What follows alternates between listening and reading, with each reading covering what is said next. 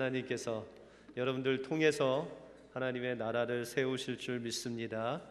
그 하나님 나라가 여러분들의 소유가 되시길 주님의 이름으로 축원드립니다. 어떤 목사님이 꿈에 죽어서 천국을 갔습니다. 그런데 이상하게 생긴 총알 택시 기사도 천국에 들어오고 있었습니다. 근데 사도 베드로가 마중을 나와서 목사님은 저쪽 지옥길로 가시고 그 택시 기사는 이쪽 천국길로 가라고 하는 것이었습니다. 목사님이 그 말을 듣고 충격을 받아서 베드로에게 세상에서 목사 일을 하고 온 내가, 바로 생명을 구하다가 온 내가 천국길을 가야 되는데 어떻게 저렇게 맨날 위반 딱지 끊고 총알 택시 운전하던 저 기사가 천국에 갈 수 있습니까? 라고 그렇게 물었습니다. 그러면서 혹시 뭔가 착오가 있는 거 아닙니까? 베드로에게 물었습니다. 그랬더니 베드로가 대답하기를 아닙니다. 이것은 바로 된 것입니다. 라고 하면서 베드로가 설명하기를 목사님 당신은 설교를 시작했다면 사람들을 금세 잠재우셨습니다. 그러나 총알 택시 기사는 사람에게 기도를 하게 했답니다. 그 택시만 탔다면 아이고 하나님, 아이고 하나님 하면서 사람들에게 하나님을 찾게 했기 때문에 그는 생명을 살렸기 때문에 천국에 가게 된 것입니다. 라고 그렇게 베드로가 말했답니다. 목사님의 꿈에 그랬답니다. 그런데 여러분들, 이 우스운 이야기지만 여러분들, 하나님의 나라는 어떤 형식적인 직분이나 어떤 외모로 가는 것이 아니라 예수 그리스도를 실제로 믿고 주님을 만나고 또한 예수 그리스도의 그 살아계심을 삶 속에서 나타내는 사람만이 하나님의 나라에 들어갈 수 있다는 것을 우리에게 말씀하고 있습니다. 오늘 본문을 통해서 아브라함은 어떻게 믿음의 삶을 살았고 이 믿음의 삶을 통해서 어떻게 하나님의 나라가 이 아브라함의 삶 속에서 이루어졌는지, 세워졌는지 오늘 본문을 통해서 살펴보겠습니다. 먼저 하나님 나라를 세우기 위해서 우리는 우리의 생활 속에서 믿음의 삶이 시작되어야 됩니다. 교회라는 것은 헬라어로 에클레시아라고 말씀을 드렸습니다. 에클레시아의 뜻이 뭐죠? 세상 밖으로 불렀다라는 그런 뜻입니다. 다시 말해서 여러분들도 한 사람 한 사람이 세상 가운데 살다가 하나님께서 부르셔서 이제 세상 밖으로 하나님의 나라로 부르심을 받은 우리 이 사람들의 모임이 바로 교회다라고 말씀하고 있습니다. 이스라엘도 이 세상인 애굽에서 그 애굽 밖으로 하나님께서 인도하여 내셔서 그들을 하나님의 나라로 세우셨다는 것입니다. 그런데 이 아브라함에게 있어서 가나안 땅에 간 것은 믿음의 끝이 아니었습니다. 우리가 생각할 때 우리는 예수 믿고 천국 가면 된다라고 하고 우리가 거듭난 우리가 천국을 소유한 것으로 믿음이 끝났다라고 생각할 때가 있습니다. 그러나 그것은 끝이 아닌 이제 하나님 나라의 시작을 알리고 있다는 것입니다. 아브라함에게 있어서도 가나안 땅에 도착한 것은 하나님께서 그를 천국으로 인도해서 천국이 다 이루어진 것이 아니라 그때부터, 다시 말해서 가나안 땅에 도착한 그 이후부터 하나님의 천국이 이 아브라함을 통해서 하나님께서 만들어 가셨다는 것입니다.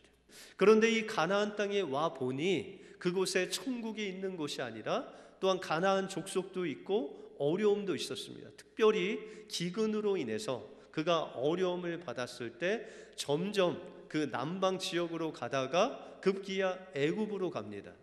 그런데 이 아브라함이 자신의 목숨을 아주 아끼는 사람이라 자신의 아내로 인해서 자기가 어려움을 당할까봐 그 아내를 누이라고 속입니다. 그때 그 아내가 바로에게 취한 바 되었고, 그 일로 인해서 하나님은 바로의 집에 재앙을 내리십니다. 그리고 하나님의 그 역사를 통해서 이 사례와 또한 수많은 짐승들을 이 아브라함이 얻게 되었습니다.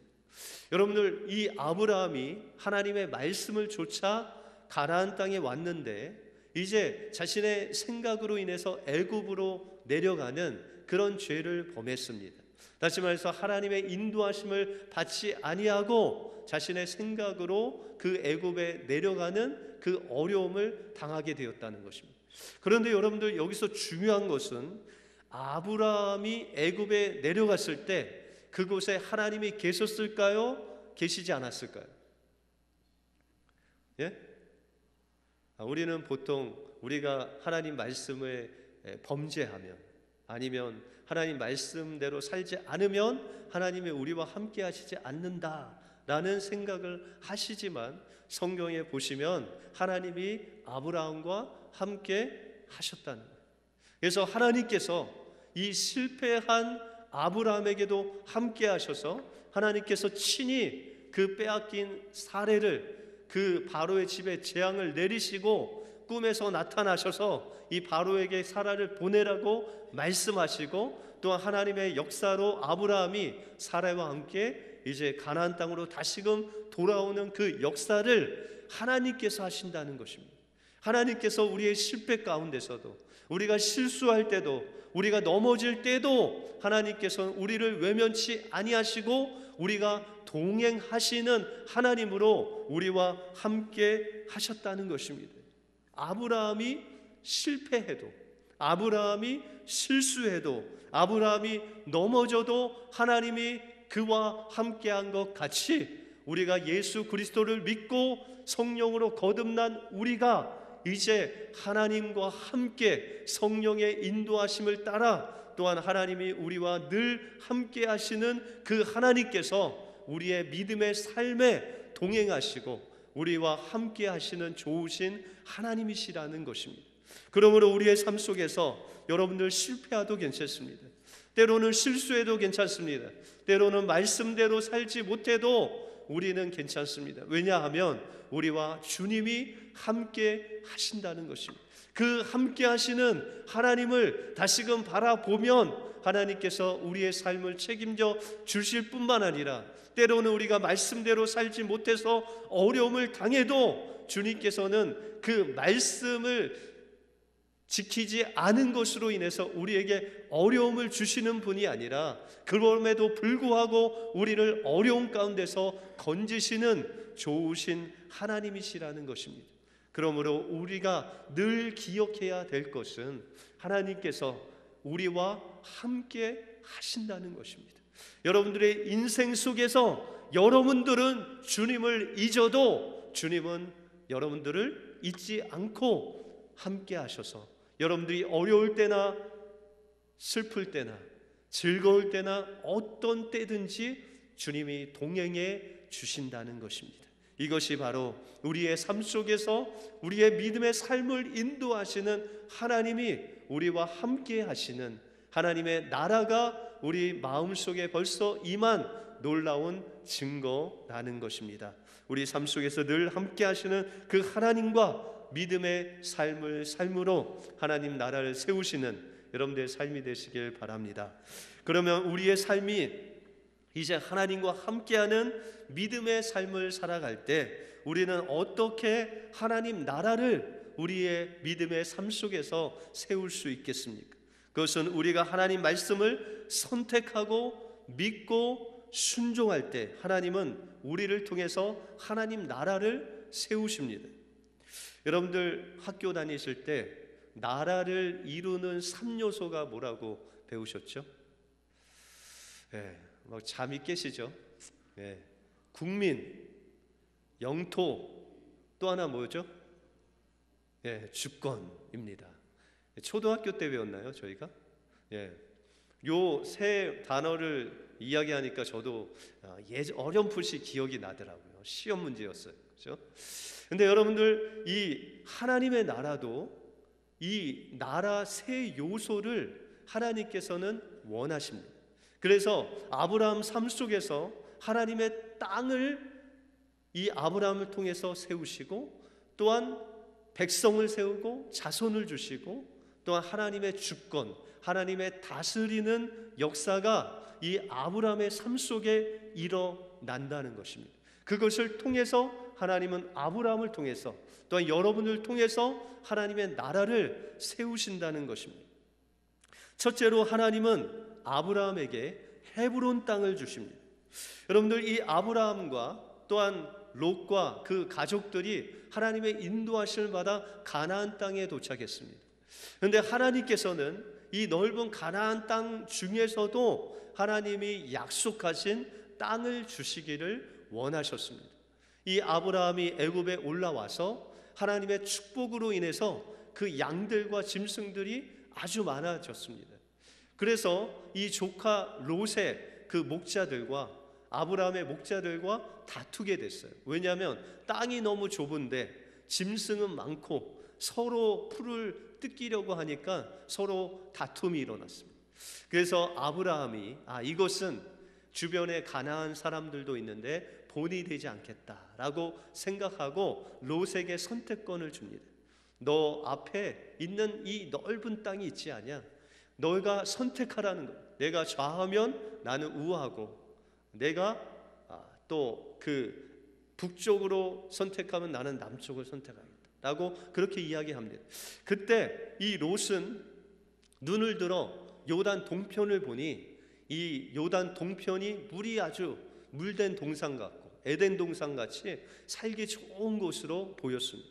그래서 이 롯은 그곳을 선택하여 갑니다. 그러나 아브라함은 그가 눈에 보이는 그 좋은 땅을 선택하지 아니하고 하나님께서 그에게 말씀하시는 그곳으로 갑니다. 하나님께서 말씀하시기를 너는 헤브론으로 가라 라고 그렇게 말씀하십니다. 여러분들, 헤브론 땅 하면은 여러분들이 기억이 나시는 그 땅인데, 그것이 바로 이 갈렙에게 준 땅이 바로 헤브론 땅이었습니다.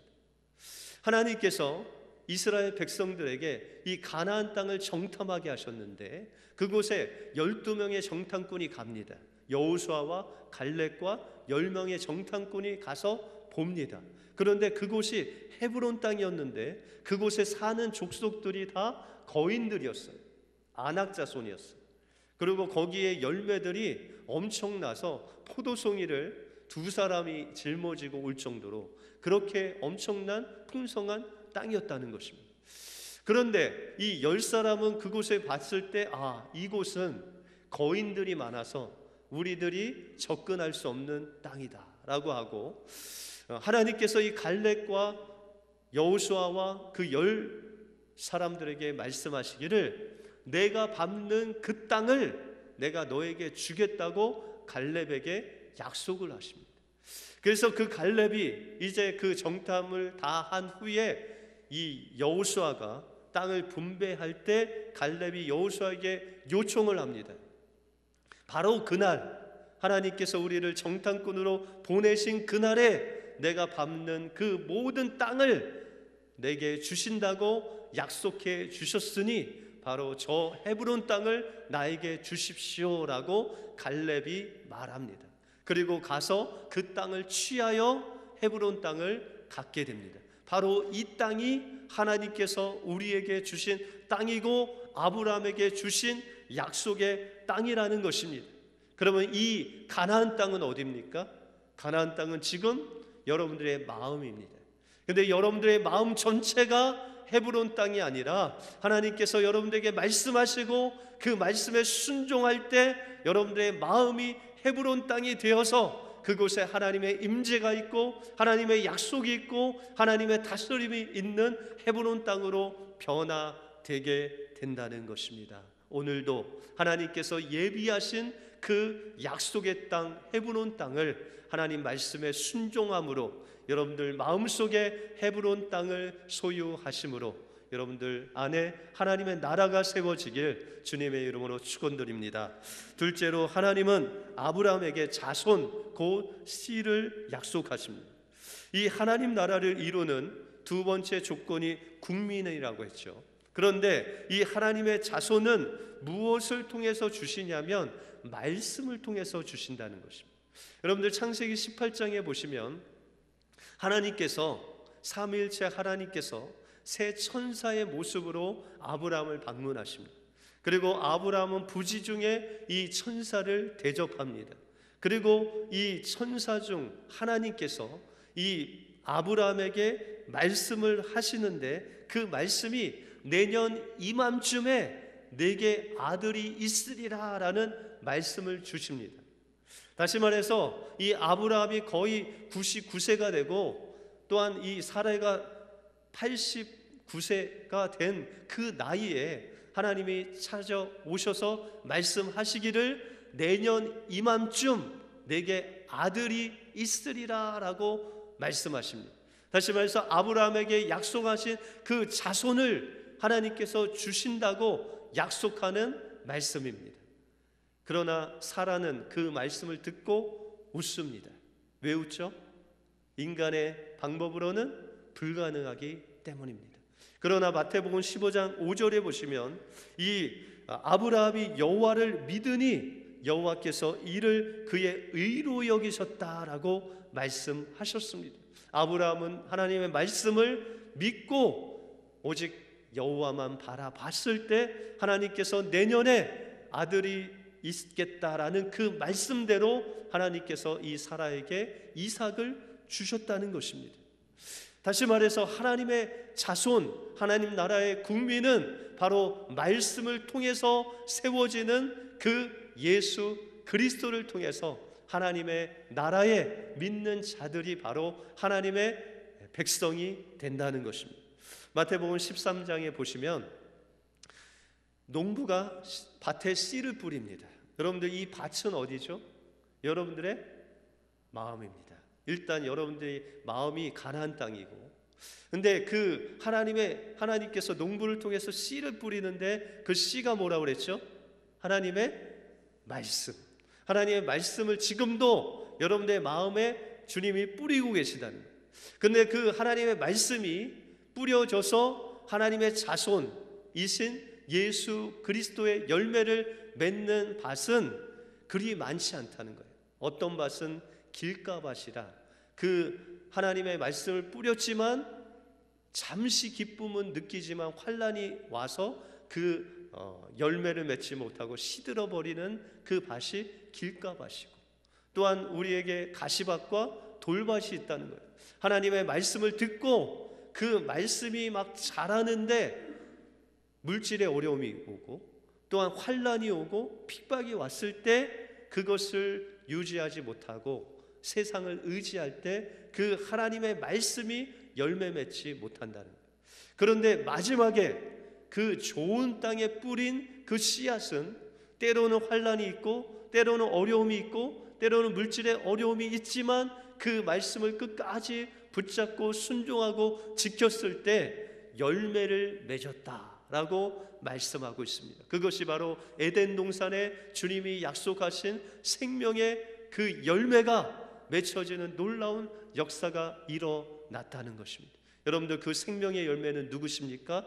바로 우리의 생명으로 오신 예수 그리스도, 말씀이 육신이 되어 이 땅에 오신 그 예수 그리스도가 우리의 그 가나안 땅 헤브론 땅의 열매로 맺혀지는 놀라운 역사가 일어나게 된다는 것입니다. 그래서 하나님께서 아브라함에게 그 자손을 말씀하실 때 복수로 말씀하시지 않고 단수로 말씀하신 것이 바로 아브라함을 통해서 오실 그 예수 그리스도를 말씀하신 것입니다. 그 안에 우리가 다 있는 것입니다. 믿는 모든 사람들이 예수 그리스도 안에 속해서 하나님의 백성, 하나님의 자손이 되게 하시려고 예수 그리스도를 우리에게 보내주셨다는 것입니다. 그러므로 우리가 말씀을 들을 때, 우리가 말씀을 읽을 때, 우리가 말씀대로 살아갈 때 우리의 삶 속에서 다른 열매를 맺는 것이 아니라 하나님 그 말씀에 순종하고 지키고 인내로 믿음으로 그 말씀을 붙잡을 때 하나님께서 여러분들의 삶 속에, 여러분들 마음 속에 예수 그리스도의 열매를 맺게 하셔서 여러분들 안에 하나님의 나라가 세워지는 놀라운 역사가 일어나게 된다는 것입니다. 마지막으로 하나님이 우리를 다스릴 때 우리 안에 하나님의 나라가 세워지는 것입니다. 하나님의 나라의 마지막 요소는 하나님의 주권, 곧 다스림입니다. 이 아브라함이 이삭을 낳고 10여 년이 흐른 후에 하나님께서 말씀하시기를 그 이삭을 번제로 바쳐라 라고 말씀하십니다. 여러분들, 어떻게 우리 자녀를 그 불을 태워서 하나님께 드리겠습니까? 그래서 성경은 말씀하시기를 하나님께서 아브라함을 시험하셨다라고 말씀하십니다. 하나님께서는 인신제사를 원하신 것이 아니라 이 아브라함이 정말 하나님을 이삭보다 사랑하는지 그 아브라함의 사랑을 시험하기 위해서 그 이삭을 드리라고 그렇게 말씀하신 것입니다. 여러분들, 우리의 삶 속에서 하나님의 다스림을 받기 위해서는 하나님께서 원하시는 우리의 마음을, 가장 소중한 마음을 하나님께 드려야 됩니다. 여러분들, 만약에 하나님께서 우리를 다스리는 그 다스림이 우리의 자녀를 번제로 드려야 그 다스림을 받을 수 있다면, 그 사랑이 표현된다면 여기서 한 분도 자녀를 드릴 분이 없을 것입니다. 그죠? 예, 없죠.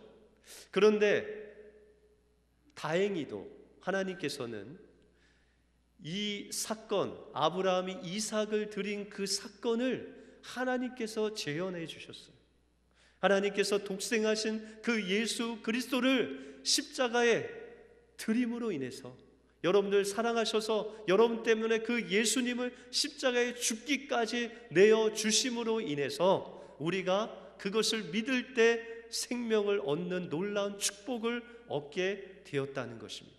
그러므로 우리가 그 예수 그리스도의 죽으심과 또한 그 3일 만에 살리신 예수 그리스도를 믿는 믿음으로 거듭났는데, 우리의 삶 속에서 그것이 단번에 믿는 것으로 끝나는 것이 아니라 매일매일 우리의 삶 속에서 그 고백을 해야 된다는 것입니다. 때때로 우리의 삶 속에서 옛사람으로 인해서 우리의 육신의 그 마음에 분노가 막 치밀 때가 있습니다. 여러분들, 자녀 때문에 막 분노가 치밀 때가 있어요? 여러분들 요새는 자녀하고 안 사니까 그런 일이 없으시겠지만, 같이 사는 사람들은 이 자녀 때문에 막 분노가 일어날 때가 있죠. 또 여러분들, 견딜 수 없이 왠지 나를 괴롭히는 사람이 있든지, 아니면 우리 마음속에 애매하게 예수 믿는 것 때문에 고난받을 때 우리 마음속에 막 용서치 못하는 마음, 미움이 막 일어날 때가 있다는 것입니다. 바로 그 육신적인 마음이 일어날 때가 있습니다. 그럴 때 우리가 하나님의 다스림을 받아야 되는데 그 마음을 십자가에 못 박아야 된다는 거예요. 여러분들 마음에 막 뭐가 올라올 때 그것을 그냥 터뜨리시면 안 돼요. 그것을 십자가에 못 박아야 돼요. 예수님이 2000년 전에 우리와 함께 죽으셨다는 것을 다시금 기억하고 우리 옛사람을 십자가에 못 박는 거예요. 그리고 나서 끝나면 안 되고 3일 동안 기다리셔야 돼요. 주님이 부활하시는 그 3일째 되는 그날까지 기다려야 돼요. 그리고 주님께서 우리의 이 마음을 십자가에 못 박았을 때 하나님께서 주실 그 놀라운 성령의 열매들을 우리가 소원하면서 3일 동안 기다리면 하나님께서 그 부활하신 그 하나님을 믿을 때 3일 후에 하나님께서 그 부활의 기쁨으로 또한 성령의 열매로 여러분들 마음속에 맺게 해 주신다는 것입니다. 그것이 바로 하나님의 다스림을 받는 우리 믿는 자들의 삶이고, 그 하나님의 다스림을 받을 때 비로소 여러분들 안에 하나님의 나라가 임하게 된다는 것입니다.